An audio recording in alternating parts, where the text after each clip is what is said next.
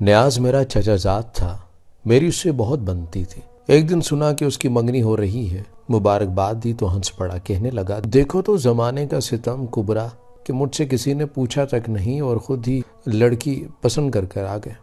میں نے سوال کیا اچھا جس سے منگنی ہو رہی ہے اس کا نام تو بتا دو۔ ابو امی نے لڑکی پسند کی ہے، نام بھی انہی سے پوچھ لو، مجھے نہیں معلوم۔ واہ کیسے سیدھے اور بھولے ہو، ایسے فرما بردار بیٹے خدا سب کو دے۔ بہرحال بات ہنسی میں اڑ گئی۔ پھر سنا کہ نیاز کی منگنی ناصرہ نامی لڑکی سے ہو گئی ہے۔ منگنی میں امی ابو گئے، میں نہ گئی کہ امتحان ہو رہے تھے میرے۔ منگنی کے 6 ماہ بعد ہی شادی کی تاریخ ٹھہر گئی۔ سارے گھر میں جیسے بہار آ گئی، شادی کی تیاریاں ہونے لگی۔ امی بار بار بازار کے چکر لگانے لگی تھی۔ بری بھی اچھی بنائی تھی کیونکہ شنید میں آیا تھا کہ لڑکی بہت سا جہیز لا رہی ہے۔ وہ دن بھی آ گیا کہ شادی دھوم دھام سے ہوگی۔ ناصرہ اپنے ساتھ واقعی جہیز کا بہت بھاری سامان لے کر آئی تھی۔ ان لوگوں نے شاید یہ سوچ کر اتنا بہت سا جہیز اپنی لڑکی کے ساتھ دیا تھا کہ ان کی لڑکی اپنی زندگی سسرال میں آرام سے گزار سکے اور کوئی اس کو تھوڑا جہیز ہونے کا طعنہ نہ دے سکے۔ ان دنوں بعض گھرانوں کی طرح ہمارے یہاں بھی جہیز کی بڑی اہمیت تھی، یعنی لڑکی اگر کم جہیز لائے تو اس کو طعنے دیے جاتے، یوں ہی دلہن کی زندگی برباد کر کے رکھ دی جاتی اور اس کو حد درجہ بے سکون کر دیا جاتا۔ ماضی میں ایسی چند مثالیں ہمارے خاندان میں بھی موجود تھیں کہ کبھی لڑکی کم جہیز کی وجہ سے واپس کر دی گئی تھی اور کبھی بہو کو محض اس وجہ سے طلاق دے دی گئی کہ جہیز دلہا والوں کے شایان نشان نہ تھا۔ شاید لڑکی والوں نے ہمارے خاندان کی سابقہ روایات بارے میں سن رکھا تھا، تبھی ناصرہ بھابی بھی اپنے ساتھ بہت سارا سامان میکے سے لے کر آئی تھی۔ کچھ عرصے تک تو وہ بڑی واہ واہ ہوئی۔ ہماری چچی ہر کسی کو اپنی بہو کا جہیز بڑے فخر سے دکھاتی تھی اور کہتی تھی کہ دیکھو جی میں کسی ایسے ویسے گھرانے سے لڑکی اٹھا کر نہیں لائی ہوں، خاندانی لوگوں کے یہاں رشتہ کیا ہے۔ حالانکہ حقیقت میں ناصرہ کے والدین بیچارے غریب لوگ تھے۔ البتہ اس کا ایک ماموں بہت امیر تھا اور خوش قسمتی سے ناصرہ کو اس نے پالا پوسا تھا۔ یہ سامان بھی اسی کا دیا ہوا تھا کیونکہ وہ ناصرہ کو اپنی اولاد کی طرح چاہتا تھا۔ نیاز بھائی ان باتوں سے بے نیاز اپنی خوشیوں میں گم ہو گئے۔ ناصرہ سمجھدار لڑکی تھی، اس نے آتے ہی اپنے شوہر کا دل مول لیا اور اس کو اپنا گرویدہ بنا لیا۔ دونوں آپس میں خوش و خرم تھے اور جہاں بیوی میاں میں محبت ہو دوسری باتیں بے معنی ہو جاتی ہیں۔ نیاز بھائی نے اپنے دلہن کو بہت آرام سے رکھا ہوا تھا اور اس کا بہت خیال رکھتے۔ ان میں کوئی اختلاف نہ ہوا اور قابل رشک زندگی گزارنے لگے۔ بھائی پہلے بزنس کیا کرتے تھے، بزنس میں خسارہ ہو گیا تو کاروبار بند کر کے باقی ماندہ سرمایے سے بس خرید لی اور لمبے روٹ پر چلانے لگے۔ بس ڈرائیور 2-3 بدلے گئے، کسی نے خاطر خواہ کما کر نہ دیا، ناچار خود ہی اپنی بس چلانے کا فیصلہ کر لیا۔ اب وہ خود ایک شہر سے دوسرے شہر اپنی بس پر چلتے تھے۔ ایک روز وہ کراچی سے حیدرآباد مسافر لے کے جا رہے تھے کہ راستے میں ایک گڈھے پر ان کا ایک بس ڈرائیور سے جھگڑا ہو گیا۔ اس شخص نے طیش میں آ کر لاری اڈے پر ہی نیاز بھائی کے سر پر لوہے کی راڈ مار دی۔ اس ضرب سے وہ کومے میں چلے گئے اور پھر ہوش میں نہ آ سکے۔ بعد ازاں ان کا انتقال ہو گیا۔ یہ خبر خاندان میں جنگل کی آگ کی طرح پھیل گئی کیونکہ نیاز بھائی تھے ہی اتنے اچھے کہ سب ان سے محبت کرتے تھے۔ وہ کئی غریب گھرانوں کی مدد کرتے تھے۔ ان کا اثر رسوخ بھی تھا۔ وہ اعلیٰ افسران سے رابطے میں رہتے، ان کے حسن اخلاق کی وجہ سے بڑے سے بڑا آدمی بھی ان سے احترام سے بات کرتا۔ بااثر ہونے کے باوجود انہوں نے کبھی کسی کو تنگ نہ کیا، ہر ضرورت مند کے ساتھ خوش اسلوبی سے پیش آتے۔ ہمارے گھر میں ان کے انتقال کے سبب صف ماتم بچھ گئے۔ ناصرہ بھابی کی تو حالت غیر تھی۔ نیاز ان کے شوہر ہی نہیں محبوب بھی تھے جو اچانک سے ظالم کے ایک وار کے دنیا سے رخصت ہو گئے۔ یہ حادثہ نہ تھا، یہ ایک سانحہ تھا۔ موت نے ان کے سر سے دوپٹہ کھینچ لیا تھا۔ وہ بال کھولے ننگے سر بین کر رہی تھیں۔ ان کی بھری بہار سے زندگی کو کسی کی نظر لگ گئی تھی۔ کوئی لٹیرا اچانک آ کر ان کو مفلس کر گیا تھا۔ ابھی ہم اس حادثے سے سنبھلے بھی نہ پائے تھے کہ عجب واقعہ ہو گیا۔ بھائی نیاز کی وفات کے 4 ماہ بعد ہی چچا جان کے گھر ہم نے جھگڑے کی آواز سنی۔ یوں تو امی جان چچا کے گھر بے دھڑک آتی جاتی تھیں، لیکن وہ ان کے گھریلو جھگڑوں میں نہ پڑتی تھی اور نہ ان کے بہو کی معاملات میں دخل دیتی۔ جب کئی روز تک جھگڑا ہوتا رہا تو امی سے رہا نہ گیا اور وہ ان کے گھر چلی گئی۔ نیاز کے 3 چھوٹے بھائی اور بھی تھے، لیکن ان کی عادات اور سوچ بچار اپنے بڑے بھائی سے مختلف تھی۔ بھائیوں کے مزاج سطحی جبکہ طبیعت میں لالچ پن تھا، لیکن نیاز بھائی ایسے تو نہ تھے، اور اب یہ لالچ کا کرشمہ تھا کہ ان کے گھر میں جھگڑا ہو رہا تھا۔ پتہ چلا کہ ان کی نظر بھابھی کے قیمتی سامان پر ہے۔ اس خدشے کے تحت کہیں ناصرہ بھابھی بیوگی کے باعث ان کا گھر چھوڑ کر چلی نہ جائیں، ساس ان کو مجبور کر رہی تھی کہ وہ کسی ایک دیور سے نکاح کر لے، اس کے بعد بھی وہ ان کو میکے جانے کی اجازت دیں گی، ورنہ نہیں۔ جبکہ ناصرہ بھابھی کا کہنا یہ تھا کہ میں کسی دیور سے بھی زوجیت کا راستہ نہ جوڑوں گی، کیونکہ تینوں کو میں چھوٹے بھائیوں جیسا سمجھتی ہوں، ان میں سے کسی سے بھی نکاح میرے بس کی بات نہیں ہے۔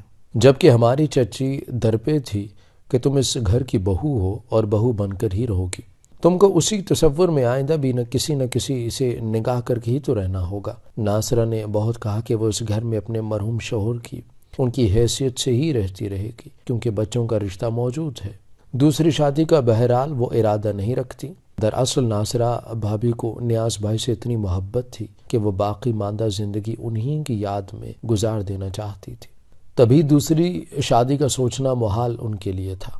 وہ اس گھر کو چھوڑ کر بھی نہ جانا چاہتی تھیں کہ 3 بچوں کا ساتھ تھا، لیکن ہماری چچی کے دل میں نہ جانے کیا خوف تھا کہ بہو کو کسی پر چین نہ لینے دے رہی تھی۔ امی ابو نے سمجھایا مگر چچی کی سمجھ میں کچھ بھی نہ آیا۔ ابھی ان کے گھر کا معاملہ تھا، کوئی کیا کر سکتا تھا۔ ادھر بیوگی کے بعد ناصرہ بھابھی ایک بار بھی میکے نہ گئی تھی۔ عدت کی مدت ختم ہو جانے کے بعد ان کے میکے والے لینے کے لیے آئے۔ ان کی افسردہ بیٹی چند دن میکے میں گزارے، شاید اس کے دکھی جی کو قرار مل جائے۔ چچی نے بہو کو جانے کی اجازت نہ دی، اور جب بھابھی کے میکے والوں نے زیادہ اصرار کیا تو چچی نے کہا کہ ٹھیک ہے، اپنی بیٹی کو لے جانا ہے تو لے جاؤ، ہم بچے لے جانے نہ دیں گے۔ اس پر ناصرہ نے اپنے والدین کو سمجھا بجھا کر واپس بھیج دیا کہ ٹھیک ہے، یہ میرا گھر ہے، جب ساس اجازت دے گی تو میں کے جاؤں گی۔ یوں 1 سال گزر گیا۔ ناصرہ بھابھی پر آفرین ہے کہ اس کا ہر طرح سے خیال رکھتی تھی، مگر ہماری چچی کے دل میں کدورت آ چکی تھی، وہ بہو کو چین نہ لینے دیتی۔ انہوں نے ایک نیا مطالبہ شروع کر دیا کہ ٹھیک ہے، تم دیور سے نکاح نہیں کرنا چاہتی، مت کرو، میرے بھانجے سے کر لو، اس کو تو بھائی نہیں مانتی نا، لہٰذا میرے بھانجے شعیب سے نکاح کرنے میں کوئی قباحت تو نہیں ہے، اس طرح بچے تو ہمارے کنٹرول میں رہیں گے۔ ناصرہ بھابھی نے یہ کہہ کر اس رشتے کو بھی رد کر دیا کہ مجھے سرے سے شادی کرنا ہی نہیں ہے۔ چچی نے بہو کے انکار پر کان نہ دھرے، انہوں نے شعیب کو اپنے گھر میں رکھ لیا۔ جب ان کا یہ بھانجا گھر ہی میں ہی قیام پذیر ہو گیا تو ظاہر ہے کہ بہو سے بھی اس کا واسطہ پڑتا تھا۔ ناصرہ اچھے کردار کی تھی، وہ اس کو چھوٹا بھائی سمجھ کر اس کا خیال رکھنے لگی۔ ظاہر ہے کہ ساس کا بھانجا تھا، اس کی مہمانداری بھی کرنا تھی۔ شعیب بھی ناصرہ بھابھی کی عزت کرتا اور ان کا خیال رکھتا، باہر کے کام کر دیتا اور کہنا بھی مانتا۔ دونوں کو اس امر کا علم نہ تھا کہ چچی کے ذہن میں کیا کھچڑی پک رہی ہے۔ ایک دن چچی نے شور مچا دیا کہ ان کی بہو نے ان کے بھانجے سے غلط تعلقات استوار کر لیے ہیں، اس نے کم سے لڑکے کو اپنے جال میں پھنسا لیا ہے، ساتھ ہی اس نے اس لڑکے سے ایسی باتیں کہلوا دی ہیں جو ٹھیک نہ تھیں۔ افسوس کہ شعیب بھی خالہ کی باتوں میں آ گیا۔ اس بہتان پر گھر کے سارے مرد ناصرہ کے خلاف ہو گئے اور اسے دھمکیاں دینے لگے۔ انہوں نے شعیب کو بھی گھر سے چلتا کر دیا تو چچی کی نیت جانتے تھے کہ انہوں نے کہانی بنائی ہے، لیکن وہی بات ہے نا، معاشرے میں ہر کوئی طاقتور کا ساتھ دیتا ہے، مظلوم کا ساتھ کوئی نہیں دیتا۔ یہی بات تھی کہ امی ابو تمام زیادتیاں دیکھ کر بھی ناصرہ بھابھی کی طرفداری نہ کر پا رہے تھے، کیونکہ برادری کا معاملہ تھا۔ ہم تو سمجھ چکے تھے کہ ناصرہ بھابھی کا سامان بہت ہے اور قیمتی بھی ہے، اور چچی اس سامان کو ہاتھ سے نکلنے دینا نہیں چاہتی۔ اس واقعے کے بعد سسرال والوں نے ان کا حقہ بند کر دیا، یہاں تک کہ ان کو کھانے کو کوئی نہ پوچھتا۔ وہ دوپہر بھوکھی رہتی یا 3 پہر، کسی کو پرواہ کوئی نہ تھی۔ اگر امی یا کوئی پڑوسن ان کو بھوکا پا کر کھانا دیتی تو ان کو برا بھلا کہتی کہ ہم جلاد ہیں کیا جو تم گھروں سے کھانا پہنچانے آ جاتی ہو اور ہماری بدنامی کراتی ہو، شاید یہ تم سے کھانا مانگتی ہے۔ ناصرہ بھابھی مجھے بتاتی تھی کہ ساس اس کو واقعی کھانا نہیں دیتی، وہ بھوکی رہتی، رات کو جب سو جاتے تو کچن میں جا کر جو مل جائے وہ کھا لیا کرتی تھی، اگر بچے کھانا بچا دیں تو اس کو کھا کر آدھی بھوک مٹا لیتی۔ جھگڑا اس وجہ سے نہیں کہ کہیں یہ بچے ان کی نظروں سے اوجھل نہ کرتے۔ چچی نے ایک ہوشیاری یہ کی کہ یہ خبر سارے محلے میں پھیلا دی کہ ناصرہ کسی کو پسند کرتی ہے اور اس کے ساتھ شادی کرنا چاہتی ہے۔ جبکہ ہم جانتے تھے کہ بھابھی سرے سے دوسری شادی کرنا ہی نہیں چاہتی۔ سارا جھگڑا اسی لیے تو چل رہا تھا، لیکن چچی اب اس مشن پہ لگی تھی کہ ناصرہ محلے والوں کی نظروں میں ذلیل ہو جائے اور لوگ اسے ہمدردی کرنا چھوڑ دے۔ انہوں نے یہ بھی نہ سوچا کہ اس طرح تو ہماری ہی بدنامی ہوگی۔ ناصرہ بھابھی کے رونے سے کام رہ گیا تھا، وہ سوکھ کر کانٹا ہو گئی۔ میکے کب کی چلی جاتی، مگر بچوں کی محبت ان کے پاؤں کی زنجیر بن گئی تھی۔ وہ ساس و دیوروں کے دباؤ میں تھے، جو خود کو ان کے بچوں کے سرپرست بتاتے تھے اور ان کے اخراجات اٹھا رہے تھے۔ جبر کی ایک حد ہوتی ہے۔ اب بھابھی نے سوچنا شروع کر دیا کہ کیسے یہاں سے نجات ملے اور بچے بھی ساتھ لے جائے، کیونکہ وہ بچوں کے بغیر نہ رہ سکتی تھیں۔ انہوں نے ہمارے گھر آ کر اپنے والدین کو خط لکھا اور میری امی سے استدعا کی کہ وہ ان کا خط پوسٹ کروا دیں۔ 2 سال سے وہ میکے نہ گئی تھی، اب خود قابو نہ رہا تھا۔ خط ملتے ہی ان کے والدین آ پہنچے۔ وہ تو محض ناصرہ بھابھی کے روکنے سے رکے ہوئے تھے۔ ان کے ساتھ بھائی کے وہ ماموں سمجھدار تھے۔ انہوں نے محلے کے 2 معزز حضرات سے رابطہ کیا اور ان کو بھی ساتھ لے کر آ گئے۔ ماموں بھی تھے جنہوں نے ان کو بچپن میں گود لیا تھا اور کہا کہ میری بھانجی کو سسرال والے میکے جانے سے روکتے ہیں، اب ہم ان کو لینے آئے ہیں اور جہیز سمیت لے کر جائیں گے۔ چچی نے دیکھا کہ یہ لوگ سامان بھی اٹھانے کی بات کر رہے ہیں۔ انہوں نے ناصرہ کے بچے کو فوراً بیٹی کے گھر بھجوا دی اور کہا کہ سامان لے جاؤ یا پھر بچے لے جاؤ۔ بچے ہی تو بھابھی کی مجبوری تھے اور انہوں نے ان کو نگاہوں سے اوجھل کر دیا تھا۔ ناصرہ کے ماموں نے کہا کہ بچے ان کے بھی ہیں اور تمہارے بھی، اس کا فیصلہ معزز محلے دار کریں گے۔ محلے دار حضرات نے یہ فیصلہ کیا کہ چند دن بچے ماں کے پاس رہیں گے اور چند دن دادی کے پاس۔ البتہ سامان ناصرہ کے جہیز کا ہے، وہ اپنا سامان لے جا سکتی ہیں۔ یوں ٹرک پر بھابھی کا سامان رکھ دیا گیا۔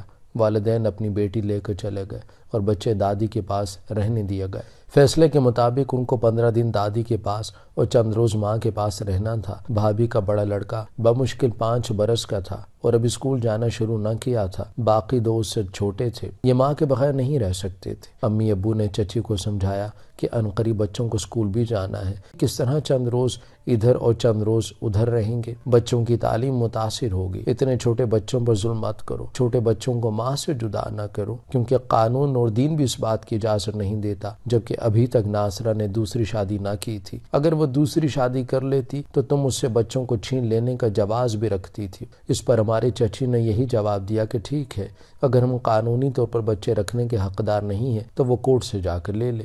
ان کے ماموں سے ناصرہ کا تڑپنا دیکھا نہیں جا رہا تھا۔ چند روز بعد وہ بچے لینے آئے تو انہوں نے ان کے حوالے کرنے سے انکار کر دیا۔ تبھی وہ میرے ابو کے پاس آئے۔ انہوں نے کہا کہ بھائی میں کچھ نہیں کر سکتا، صرف اپنے بھائی کو سمجھا سکتا ہوں، مگر ان کی بیوی سے بات منوانا میرے بس میں نہیں ہے۔ یہ سارا فساد ڈالا ہوا میری بھاوچ کا ہے، آپ سرپرستی کا کیس ڈال دیں۔ بھابھی ناصرہ کے والد اور ماموں کیس اس وجہ سے نہیں ڈالنا چاہتے تھے کہ مقدمے لڑنے میں جو خواری تھی وہ بھی ایک عذاب تھا۔ کچھ خبر نہ تھی کہ انصاف ملے نہ ملے اور کتنی مدت تک خواری بھگتنا پڑ جائے۔ ادھر ناصرہ بھابھی خوفزدہ تھی کہ ضدی دادی کی وجہ سے کہیں ان کے بچے مر کھپ ہی نہ جائیں، کیونکہ ان کی صحیح دیکھ بھال تو صرف ماں ہی کر سکتی تھی۔ دادی کو تو بس سامان کا لالچ ہی تھا۔ ناصرہ نے والدین سے کہا کہ آپ میری ساس کو سارا سامان واپس کر دیں اور میرے بچے ان سے لے آئیں۔ پہلے تو وہ لوگ راضی نہ ہوئے، لیکن جب سب سے چھوٹے بچے اسی سال کے سبب موت واقع ہو گئی اور اطلاع بھابھی کے میکے ہوئی تو وہ روتے پیٹتے آ پہنچے اور 2 دن بعد انہوں نے سامان کا ٹرک بھی چاچی کو پہنچا دیا۔ جب سارا سامان ٹرک سے اتار لیا گیا تو چچی نے ہار مان لی اور دونوں بچے ان کے حوالے کیے کہ اب خود بھی وہ ان کو سنبھالنے سے مشکل میں ہے۔ ناصرہ صرف 3 دن سسرال میں رہی۔ جاتے ہوئے ساس نے کہا بہو تم مجھ کو لالچی مت سمجھنا، چونکہ یہ سامان تمہارے بچوں کی امانت تھی تبھی ہم نے رکھ لیا ہے، جب یہ بڑے ہو کر ہمارے پاس آئیں گے تو اپنا سامان لے جائیں گے۔ یہ عجیب سی منطق تھی۔ ان کی یہ بات سن کر سب لوگ حیران رہ گئے تھے۔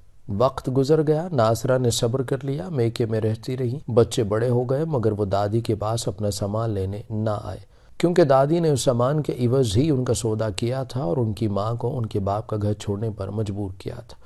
انہوں نے دوسری شادی بھی نہ کی اور اپنے بچوں کو سینے سے لگائے ان کی پرورش میں مصروف رہی۔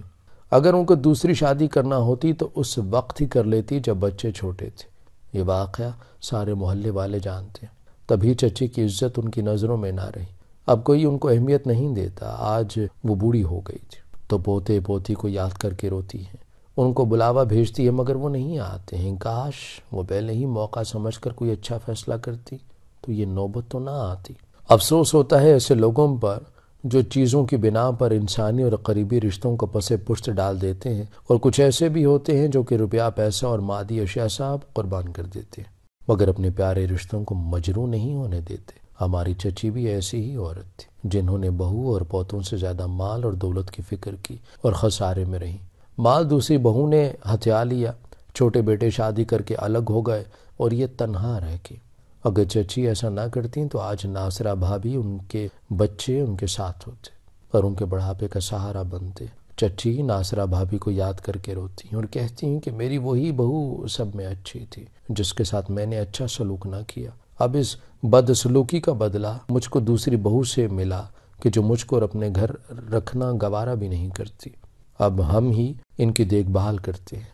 ہماری چچی سے ان کو سبق ملتا ہے کہ جو خود کو وقت کا سکندر سمجھتی ہیں اور یہ بھول جاتی ہیں کہ وقت سدا ایک سا نہیں رہتا۔ ظلم اور زیادتی کرنے والوں کو قدرت خود ایک دن اپنی گرفت میں جکڑ لیتی ہے۔